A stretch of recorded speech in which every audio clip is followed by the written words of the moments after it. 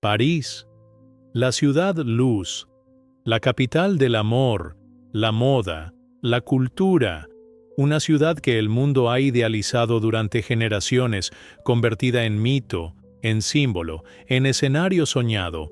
Pero dime algo. ¿Alguna vez te has preguntado qué hay detrás de una postal perfecta? Porque la belleza puede deslumbrar, pero también puede ocultar. Y en París, eso que se oculta no es un secreto menor. Es una herida abierta, vieja, profunda, y está justo al borde de su esplendor. ¿Y usted, apreciado espectador, de dónde nos mira? Escríbalo en los comentarios. A pocos kilómetros del centro histórico, donde los turistas se agolpan frente a Notre Dame o el Louvre, existe otro mundo, un mundo paralelo, real, duro. Son las banlieues, los suburbios periféricos, el lado B de una ciudad que aprendió a mirar hacia otro lado.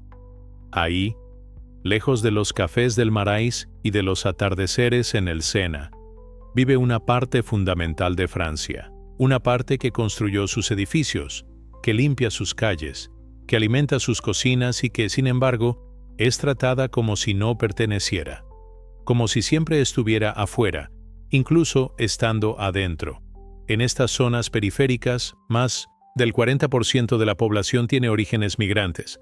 Muchos son hijos e hijas del colonialismo francés, argelinos, marroquíes, senegaleses, malíes. Franceses, sí, pero a menudo no considerados plenamente como tales. Las banlieues no son un fenómeno aislado. Son una expresión urbana de un modelo que ha excluido sistemáticamente a quienes llegaron buscando dignidad y futuro. En Seine-Saint-Denis, uno de los departamentos más emblemáticos de esta periferia, la tasa de pobreza supera el 28%. El desempleo juvenil ronda el 30%. En algunos barrios, la mitad de los menores viven bajo el umbral de pobreza. No es una excepción, es la norma. ¿Y cómo se construye una identidad cuando el entorno repite que no perteneces? ¿Qué significa ser francés si desde niño te enseñan, con miradas, con rechazos, con silencios, que tu color de piel, tu apellido o tu dirección postal son un problema? Los medios de comunicación, durante décadas, reforzaron este estigma. Las banlieues eran mostradas como focos de violencia, crimen, radicalización. Reportajes que apenas duraban unos minutos, suficientes para reafirmar una idea, que esos barrios no eran seguros, que esos jóvenes eran peligrosos, que esas comunidades no eran confiables. El miedo vende, la empatía no tanto, pero cuando uno se detiene a escuchar, a caminar, a mirar con otros ojos, la historia cambia, porque detrás de cada cifra hay un rostro. Una madre que trabaja en 2 empleos, un joven que sueña con ser ingeniero, pero no tiene internet estable en casa, una abuela que llegó hace 50 años con una maleta y una esperanza, y hoy ve cómo sus nietos siguen siendo tratados como extranjeros en la tierra que los vio nacer. En 2005, la fractura se volvió visible. 2 adolescentes, Zied y Bauna, murieron electrocutados tras esconderse de la policía en una subestación eléctrica en Clichy-sous-Bois. Tenían 15 y 17 años. No estaban armados. No habían cometido ningún delito. Su muerte provocó una ola de indignación. Las protestas se multiplicaron. Durante semanas, ardieron autos, calles, escuelas. Francia entera miró hacia las banlieues, no con compasión, sino con miedo. Más de 3.000 personas fueron arrestadas. Se declaró el estado de emergencia, pero esos disturbios no nacieron de la nada. Eran la punta del iceberg. Años de abandono, de discriminación, de rabia acumulada. El Estado respondió con represión, no con escucha, con presencia policial, no con inversión social. Y mientras tanto, la distancia siguió creciendo. La distancia entre el París de postal y el París de concreto, entre los que tienen voz y los que apenas son escuchados, entre los que hacen país y los que nunca son incluidos en su relato. El sociólogo Didier Lapey-Rony acuñó el concepto de guetización para describir esta realidad: barrios encerrados en sí mismos, aislados del resto del país, donde el Estado solo llega con control, no con derechos. Una forma moderna de segregación disimulada bajo el lenguaje de la seguridad y el orden. Al recorrer estas zonas, uno no encuentra delincuentes o amenazas. Encuentra niños jugando fútbol entre edificios grises, madres esperando el bus para ir a limpiar casas en el centro, estudiantes que leen poesía mientras sueñan con cambiar el mundo. Lo que falta no es disciplina, lo que falta es justicia. Entonces, cuando una sociedad margina durante décadas a comunidades enteras, cuando el Estado se retira y deja un vacío, cuando la única respuesta es el silencio, ¿cómo se llega hasta aquí? ¿Cómo se construyó esta periferia marginada en el corazón de una de las naciones más ricas del mundo? La historia de las banlieues no comienza en París. Comienza mucho antes, en Argel, en Dakar, en Casablanca. Comienza en los barcos que cruzaban el Mediterráneo trayendo trabajadores, y en las fábricas que abrían sus puertas, pero no sus corazones. Tras la Segunda Guerra Mundial, Francia estaba devastada. Necesitaba reconstruirse, crecer, alimentar una economía hambrienta de mano de obra. Fue entonces cuando el Estado francés recurrió a su imperio. Llamó a los hombres de sus colonias, los necesitaba. Decenas de miles de magrebíes, subsaharianos, caribeños llegaron para hacer los trabajos que nadie quería: construcción, limpieza, minería, industria pesada. Francia los recibió, sí, pero no los integró. En los años 50 y 60 nacen los Grands Ensembles, gigantescos bloques de viviendas sociales construidos en las afueras de las grandes ciudades, barrios enteros diseñados para albergar a esa nueva clase obrera. Eran fríos, impersonales, pero funcionales. Eran la respuesta arquitectónica a un problema económico, pero nunca fueron pensados como espacios de vida, de comunidad, de pertenencia. Al principio, esos barrios no eran exclusivamente habitados por migrantes. También vivían allí franceses blancos, trabajadores humildes. Pero poco a poco, la segregación fue tomando forma. A medida que las clases medias ascendían y se mudaban al centro o a barrios más acomodados, las banlieues se fueron racializando.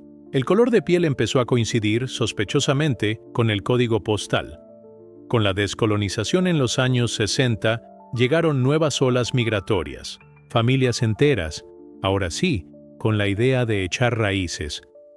Pero el Estado francés no se preparó para recibirlas como ciudadanos.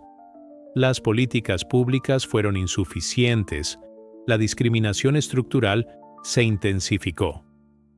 En la escuela, en Minoritäten, el trabajo, en la calle, la promesa de la República, libertad, igualdad, fraternidad, sonaba hermosa, pero no se aplicaba por igual. En los años 80, otro golpe, la desindustrialización. Las fábricas cierran, el trabajo desaparece, los barrios se empobrecen, el Estado se retira. Lo que queda es frustración, desempleo, tensión social. La precariedad se convierte en rutina, y cuando no hay recursos ni proyectos, se pierde el horizonte. El lenguaje también cambió. Lo que antes era un barrio obrero, ahora se llama zona sensible. Las palabras construyen realidades, y con esas etiquetas se empieza a dibujar una frontera invisible entre ellos y nosotros, entre los buenos franceses y los que no se integran. Un discurso que alimenta el racismo, la sospecha, el miedo. Y en medio de todo eso está el legado colonial. A menudo, silenciado, pero omnipresente, porque estas poblaciones no llegaron por casualidad, llegaron porque fueron colonizados, porque sus países fueron saqueados, explotados, gobernados a distancia, llegaron por historia, y sin embargo, se les trata como si fueran intrusos. Durante décadas, Francia se ha negado a mirar de frente su pasado colonial. Ha evitado enseñar esa historia en sus escuelas, Y cuando no se reconoce el pasado, se repite en nuevas formas. Hoy, muchos jóvenes de las banlieues no conocen a fondo esa historia, pero la sienten en la piel. La viven cada vez que son parados por la policía, cada vez que no los llaman a una entrevista, cada vez que les preguntan ¿de dónde eres?, aunque hayan nacido en París. Y así, lo que comenzó como una necesidad económica se convirtió en una herida social. Lo que fue presentado como integración derivó en segregación, y los barrios, que podrían haber sido semilleros de diversidad, se transformaron, a los ojos del Estado, en focos de riesgo. Pero lo más grave no es solo el abandono material, es el abandono simbólico, la idea persistente de que ellos no son como nosotros. Esa distancia cultural, esa desconfianza mutua, ese ellos y nosotros que carcome la cohesión social. ¿Y cómo se construye ciudadanía en un país que te niega como sujeto político? ¿Cómo se exige pertenencia a quien nunca se ha sentido bienvenido? Porque la exclusión no es solo económica, es también emocional. Es saberse fuera de la historia oficial, fuera de los retratos, de los discursos, de los libros de texto. Entonces la pregunta es inevitable. ¿Qué ocurre cuando se margina a generaciones enteras del contrato social? ¿Qué pasa cuando un Estado falla, no por accidente, sino por diseño, en incluir a todos sus ciudadanos? Cuando el Estado no llega con servicios, llega con uniformes. Esa es una verdad amarga que muchos habitantes de las banlieues han aprendido desde niños. Y cuando la única cara visible del Estado es la policía, la relación con la autoridad no nace desde la confianza, nace desde el miedo. En las periferias parisinas, los controles de identidad son parte de la vida diaria, pero no afectan a todos por igual. Según un estudio del Defensor de los Derechos Humanos en Francia, un joven negro o árabe tiene 20 veces más probabilidades de ser parado por la policía que un joven blanco, no por lo que hace, sino por cómo se ve, por cómo suena su apellido, por el lugar en el que vive. Los controles son rutinarios, a veces son humillantes, a veces violentos. Las denuncias por brutalidad policial en las banlieues no son casos aislados, son un patrón. El problema no es la existencia de la policía, el problema es su función, actuar como fuerza de contención, no como servicio a la comunidad. Y cuando la represión sustituye al diálogo, el resentimiento crece, la tensión se acumula y a veces explota. Los disturbios de 2005 fueron un grito desesperado, pero no fueron los únicos. En 2017, Theo, un joven de 22 años, fue violado con una porra policial durante un control de identidad. Su caso volvió a prender las calles. En 2020, en plena pandemia, la muerte de Cédric Chouviat, asfixiado durante un arresto, encendió nuevas protestas. Y en 2023, el caso de Nahel, un adolescente de 17 años asesinado por un disparo policial en Nanterre, volvió a estremecer al país. Nahel no tenía antecedentes, el disparo fue captado en video, y, aún así, se intentó justificar el acto. Cada uno de estos casos no fue solo un crimen, fue una confirmación, para miles de jóvenes, de que sus vidas valen menos, de que sus muertes son estadísticas pasajeras, de que la justicia a menudo no llega, o llega tarde. Los medios tradicionales tampoco ayudan. Cuando arden las calles, abren portadas. Cuando arde la rabia silenciosa, no hay titulares. Las cámaras aparecen cuando hay fuego, no cuando hay hambre.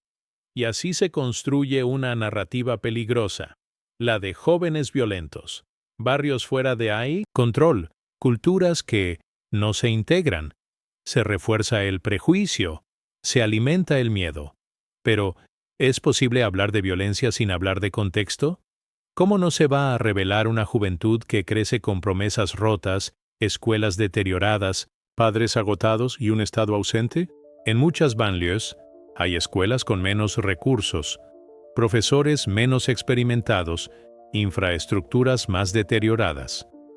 Según un informe del Senado francés, Un alumno de Saint-Denis tiene un 35% menos de probabilidades de acceder a estudios superiores en comparación con uno del centro de París. La desigualdad educativa no es casual, es estructural. Y sin oportunidades, sin movilidad, sin voz, ¿qué queda? En esos vacíos, a veces se cuelan las redes del narcotráfico. No porque haya una cultura delictiva innata, sino porque hay una cultura del abandono. Cuando no hay alternativas, el riesgo se vuelve rutina. Y cuando el delito es la única fuente de ingreso visible, muchos jóvenes sienten que no hay otra salida. Pero reducir las banlieues al crimen sería una injusticia, porque la violencia más constante no es la que explota, es la que se arrastra, la que se vive en la espera eterna de un empleo, en la frustración diaria de no ser escuchado, en la sospecha automática al entrar a una tienda. La violencia de ser visto como un problema incluso antes de hablar. Lo más doloroso es que muchos jóvenes interiorizan ese rechazo. Crecen sintiendo que no pueden aspirar a lo mismo que los demás, que el país al que pertenecen no los quiere. Y así, poco a poco, se rompe algo más profundo que un vidrio durante una protesta. Se rompe el pacto social. Entonces, si la marginalización no es accidente, sino consecuencia, ¿dónde está el límite? ¿Hasta qué punto puede resistir una comunidad antes de que la exclusión se vuelva rabia, antes de que la identidad se convierta en resistencia? En medio del ruido, la rabia y el abandono, nace algo más. Algo que no se puede controlar con policías, ni detener con prejuicios. Algo que florece en las grietas. La cultura. Porque donde no hay espacio, los jóvenes lo crean.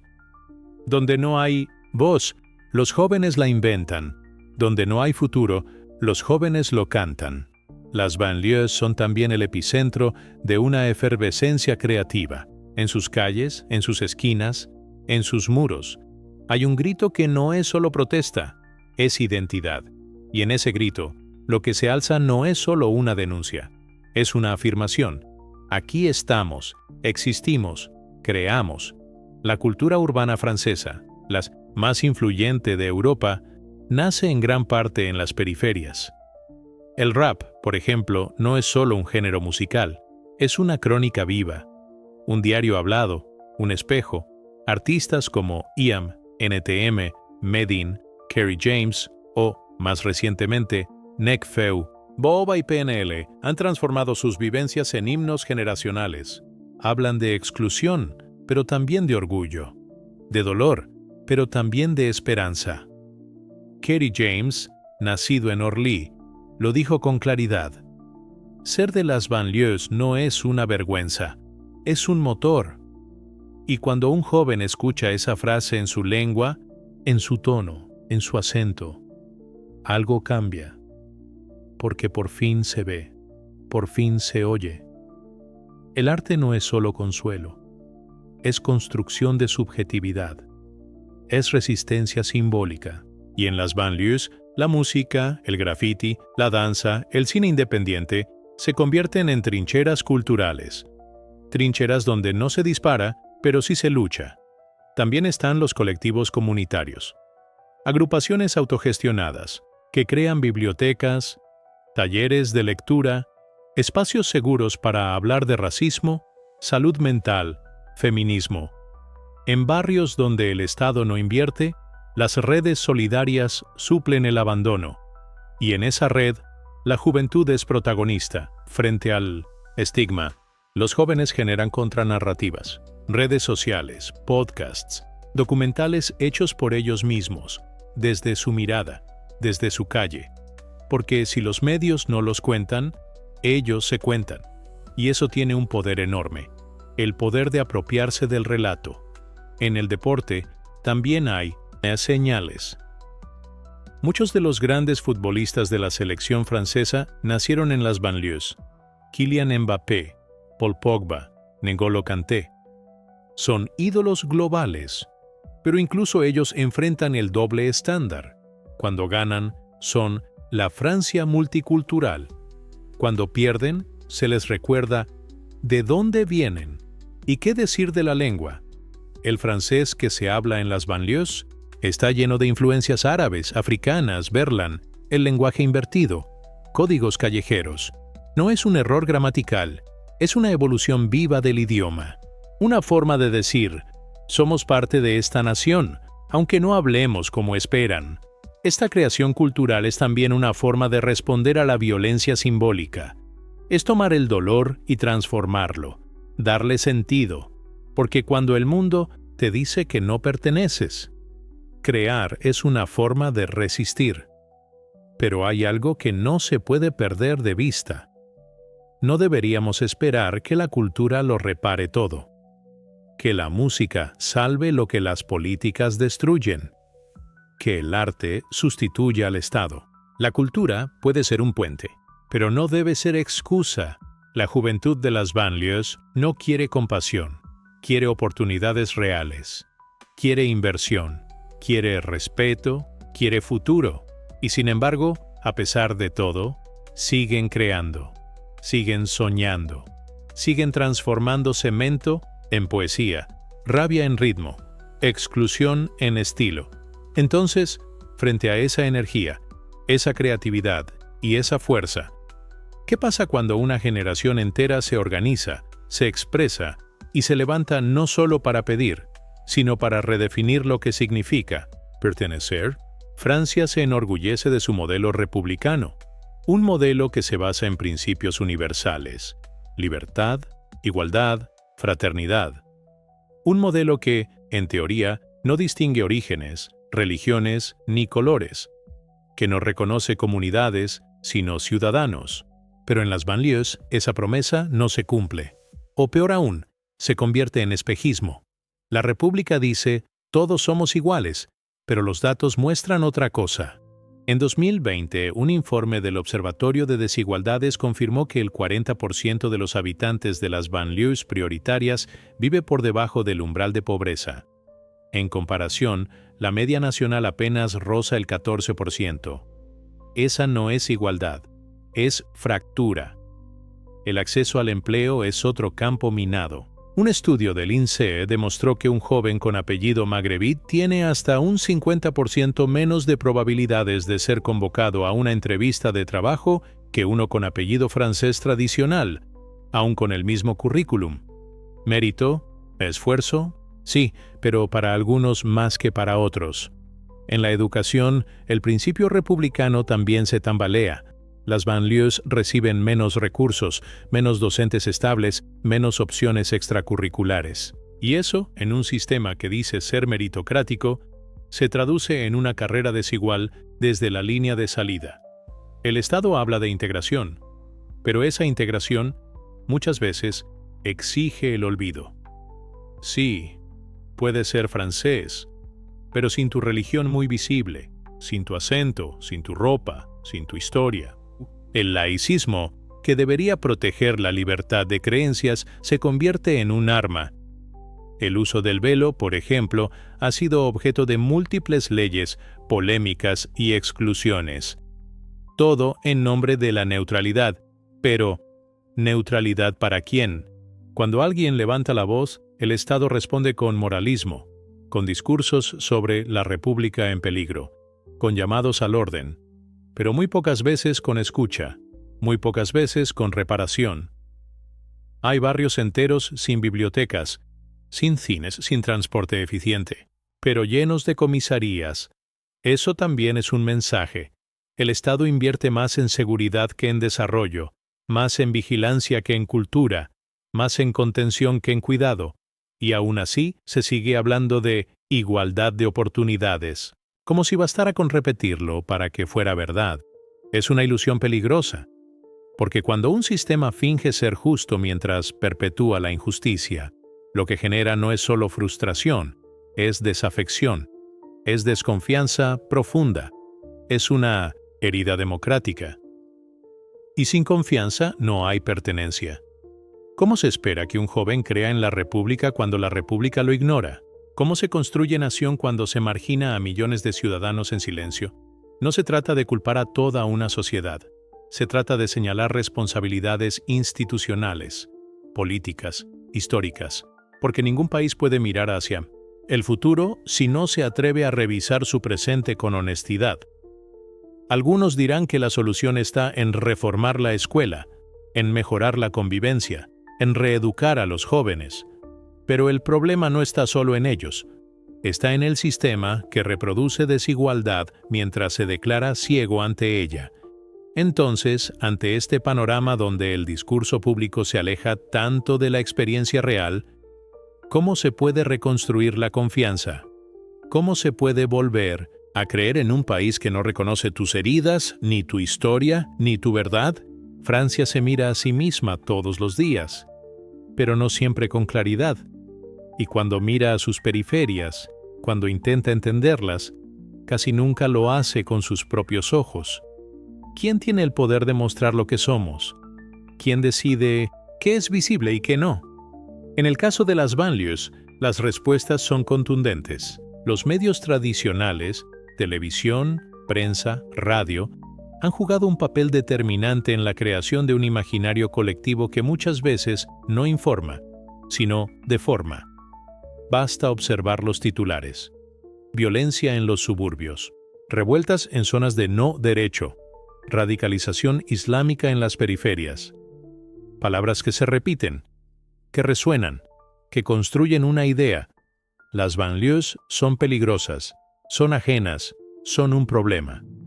Pero detrás de esos titulares no hay contexto, no hay matices, no hay humanidad. Cuando se cubren los disturbios en los barrios, raramente se habla de lo que los provoca. No se explica el desempleo crónico, el abandono urbano, la violencia policial acumulada. Se muestran los coches en llamas, los rostros encapuchados, los helicópteros. Y eso basta para fijar el juicio. Y si no lo crees, hazte esta pregunta. ¿Cuántas veces has visto en las noticias a un joven de las banlieues por su éxito, su arte o su activismo? ¿Y cuántas por algún hecho violento? El desequilibrio es brutal. Según un informe del Conseil Supérieur del Audiovisuel, en los noticieros de horario estelar, los barrios periféricos son mencionados en contextos negativos en más del 80% de las ocasiones. En contraste, los contextos positivos, culturales, educativos, sociales, ocupan menos del 5%. Esa repetición crea una memoria visual colectiva. No se necesita decir delincuente si cada vez que se habla de crimen aparece una imagen de Clichy-sous-Bois, La Courneuve o Saint-Denis. No se necesita decir extranjero si se muestran rostros racializados sin mencionar nacionalidades. Así se construye el estigma, con imágenes, con omisiones, con generalizaciones. Y lo más grave es que esto no solo afecta a quienes viven en las banlieues, también afecta a quienes nunca han puesto un pie en ellas, porque creen conocerlas, cuando en realidad solo conocen su versión editada. Es una profecía que se cumple a sí misma. Si los medios presentan a los jóvenes de las periferias como una amenaza, la sociedad responderá con miedo, y ese miedo, a su vez, justifica más vigilancia, más exclusión, más prejuicio. Pero hay algo más. Los que cuentan las historias también importan, y la representación dentro de los medios franceses es profundamente desigual. La gran mayoría de los periodistas, presentadores y editores provienen de clases medias altas, de centros urbanos formados en las mismas escuelas de élite. Los barrios populares están subrepresentados, sus voces ausentes. Un estudio de 2021 mostró que menos del 10% de los profesionales de medios en Francia tienen orígenes en barrios periféricos.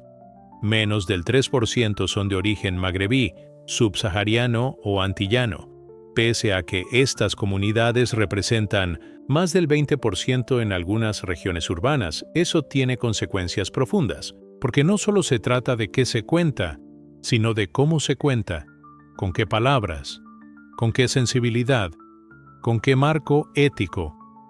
Y sin embargo, algo está cambiando. Muy lentamente, pero con fuerza. Han surgido medios alternativos como Brut, Street Press, Le Media o Bondi Blog, donde jóvenes periodistas de las banlieues están reescribiendo la narrativa, historias contadas desde adentro, con conocimiento real, con respeto. Historias donde los protagonistas no son estigmatizados, sino complejos, humanos. También está el poder del cine. Películas como La Haine, Banlieusards, Divins, Les Miserables y documentales como A Voix Haute muestran otra cara de las periferias. No edulcorada, pero sí real. Con contradicciones, con conflictos, pero también con sueños. Son ficciones, sí, pero basadas en experiencias verdaderas. Y por eso conectan, por eso incomodan, por eso despiertan. Y no podemos olvidar el papel de las redes sociales.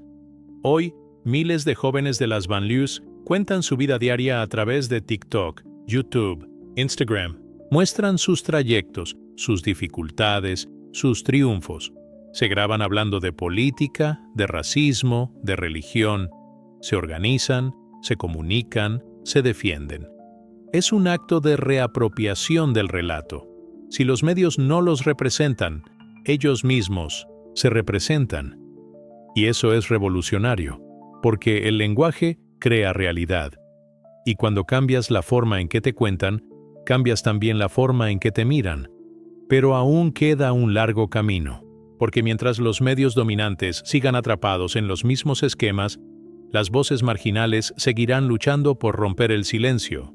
Entonces, frente a esta batalla simbólica, esta lucha por la representación, esta tensión entre relato y realidad, ¿qué tipo de sociedad estamos construyendo si dejamos que la mirada dominante siga hablando por todos? En medio del estigma, de la precariedad, del abandono, hay algo que no se puede apagar: la expresión.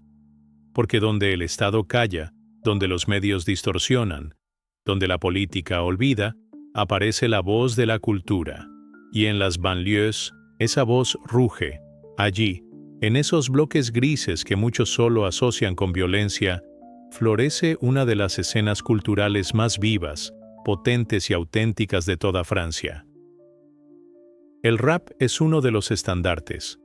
Nacido en los márgenes, como respuesta al silencio institucional, el rap francés ha hecho de las banlieues su cuna, su alma y su trinchera. Artistas como IAM, Supreme NTM, Kerry James, Medine, La Fouine y más recientemente PNL, Jules o Niño, no solo han liderado las listas musicales, han llevado la experiencia de los barrios periféricos a millones de oyentes, dentro y fuera de Francia. En sus letras hay dolor, pero también hay memoria, hay denuncia, hay orgullo. No es solo música, es crónica, es poesía callejera, es testimonio de vida, y no están solos. El hip hop se ha convertido en un ecosistema completo. Bailarines, grafiteros, beatmakers, activistas culturales, colectivos que organizan talleres para jóvenes, encuentros vecinales, festivales. Lo que no da el Estado, lo construyen ellos. Comunidad, espacio, voz. El cine también ha sido una herramienta de resistencia. Directores como Lach Lee, nacido en Montfermeil, protagonista de Les Miserables, han demostrado que desde los márgenes se pueden contar historias con fuerza, con calidad, con verdad. Historias que incomodan, sí, pero que obligan a mirar de frente. En el teatro, en la danza, en la literatura, la creación ha brotado como acto de afirmación identitaria. Porque crear en medio del abandono no es solo arte, es supervivencia simbólica. Es decir, estamos aquí y tenemos algo que decir. También hay una dimensión espiritual en esta resistencia. La práctica del Islam en muchas de estas comunidades no es solo fe, es ancla, es consuelo, es identidad. Frente a un entorno hostil, muchos jóvenes encuentran en su religión un refugio ético, una forma de dignidad, una respuesta a la invisibilización. Y a pesar de las críticas, de las restricciones, de los discursos islamofóbicos, siguen orando, siguen creando, siguen construyendo comunidad. La espiritualidad no es el problema. Muchas veces es la única respuesta al vacío. Pero no se trata de romantizar la marginalidad, no se trata de convertir la precariedad en una estética. Lo que ocurre en las banlieues no es heroico por defecto. Es complejo, es contradictorio, es tenso, hay violencia, sí, hay dolor, hay errores, pero también hay dignidad, y esa dignidad merece ser reconocida. Porque cuando se margina una cultura, no solo se excluye a las personas, se empobrece el país entero. Francia ha construido buena parte de su identidad contemporánea gracias al aporte de sus periferias, en la música, en el deporte, en el lenguaje urbano, en la moda. Y, sin embargo, esos mismos aportes son invisibilizados o apropiados sin reconocimiento. ¿Cuántos saben que algunos de los futbolistas más admirados del país, Mbappé, Zidane, Benzema, nacieron o crecieron en banlieues? ¿Cuántos reconocen que los movimientos artísticos más innovadores de los últimos 30 años salieron de los márgenes? La creatividad no es un lujo, es una forma de existencia. Y cuando se criminaliza la rabia, pero se ignora su origen, lo que se está haciendo es negar una humanidad completa. Frente a ese rechazo, el arte se convierte en refugio, en grito, en escudo. Y lo más poderoso es que ese arte, a pesar de las condiciones, no busca venganza, busca reconocimiento, busca futuro, no pide caridad, exige respeto. Entonces, cuando pensamos en las banlieues, no pensemos solo en sus carencias, pensemos en su potencia, en su capacidad de transformar el dolor en palabra, el silencio en ritmo, la exclusión en identidad. Porque en el fondo, esa es la pregunta que nos debemos hacer. ¿Qué pasaría si en lugar de temer a la cultura de las banlieues, comenzáramos por escucharla, por comprenderla, por celebrarla? Las banlieues de París no son una excepción francesa, son el espejo roto de muchas ciudades del mundo. Son el lugar donde la modernidad se enfrenta con sus contradicciones, donde la riqueza convive con la pobreza, donde la república promete igualdad, pero no siempre la cumple. Y aunque están a solo unos kilómetros de la Torre Eiffel, parecen estar a años luz del corazón simbólico de Francia. Vistas de lejos, parecen caos. Pero cuando uno se acerca, lo que encuentra es humanidad. Duele, pero resiste. Sangra, pero sueña. Durante décadas, se ha intentado encerrar a las banlieues en una sola imagen: inseguridad, radicalismo, fracaso. Pero lo que hemos visto es otra cosa. Lo que hemos escuchado, si de verdad escuchamos, es otra historia. Una historia tejida con orgullo, con miedo, con lucha. Una historia contada a través de la música, del activismo, del trabajo comunitario, del amor por un lugar que el mundo insiste en despreciar. Una historia de exclusión, sí, pero también de afirmación. Entonces, ¿qué hacemos con esta historia? Podemos ignorarla, seguir consumiendo los mismos titulares, repitiendo los mismos estereotipos, asintiendo con la cabeza cuando alguien dice, es que no se integran. Podemos creer que esto no tiene nada que ver con nosotros, que es un problema francés, que no nos concierne. Pero eso sería demasiado fácil, porque lo que pasa en las banlieues no es solo francés, es latinoamericano, es europeo, es global. Es lo que pasa cuando una parte de la población se convierte en sospechosa por su origen. Es lo que pasa cuando las promesas democráticas no cruzan ciertas avenidas. Es lo que pasa cuando el color de piel o el código postal determinan el valor de una vida. Y si no empezamos a ver estas realidades con otros ojos, con otros oídos, con otro corazón, seguiremos reproduciendo el mismo círculo: exclusión, estigmatización, rebeldía, represión. Entonces preguntémonos, con honestidad, ¿qué tipo de sociedad queremos construir? ¿Una donde la diferencia se convierta en amenaza? ¿Una donde el mérito sea solo una excusa para perpetuar privilegios? ¿Una donde la cultura de unos valga más que la de otros?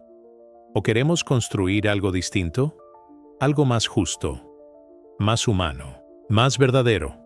Quizás no tenemos todas las respuestas, pero podemos empezar con una decisión pequeña. Escuchar, ver, preguntar, reconocer y desde ahí actuar. Apoyar iniciativas comunitarias, compartir otras narrativas, exigir a los medios más responsabilidad, mirar a los márgenes, no con lástima ni con miedo, sino con respeto. Porque una sociedad que margina a una parte de sí misma se niega a sí misma. Y una sociedad que se atreve a mirarse entera, incluso en sus partes más incómodas, tiene una oportunidad real de transformarse. Las banlieues no piden compasión, piden justicia. Y la justicia empieza cuando dejamos de mirar desde arriba y empezamos a mirar de frente. Tú, que has llegado hasta aquí, ¿qué vas a hacer con lo que ahora sabes? Gracias por llegar hasta aquí. Gracias por tomarte el tiempo de escuchar, de mirar más allá de lo evidente, de abrirte a una realidad que muchas veces ha sido silenciada o distorsionada. Ojalá este recorrido por las banlieues de París haya encendido algo en ti. Una duda, una inquietud, una pregunta, o tal vez una convicción. Porque cada vez que nos atrevemos a mirar al otro con empatía, cada vez que rompemos un prejuicio, cada vez que elegimos entender antes que juzgar, damos un paso hacia una sociedad más justa. Si este video te hizo pensar, si tocó algo en tu interior, te invito a suscribirte a Voces del Mundo. Aquí creemos en el poder de contar historias que incomodan, que humanizan, que despiertan. Dale like, compártelo con alguien que necesite verlo, y ayúdanos a seguir abriendo espacios para estas voces que el mundo necesita oír. Y sobre todo, no dejes de preguntarte, ¿qué harías tú si hubieras nacido del otro lado del muro? Gracias. De corazón. Nos vemos en el próximo episodio de Voces del Mundo. Y que Dios te bendiga siempre, con claridad, con coraje y con compasión. Hasta pronto.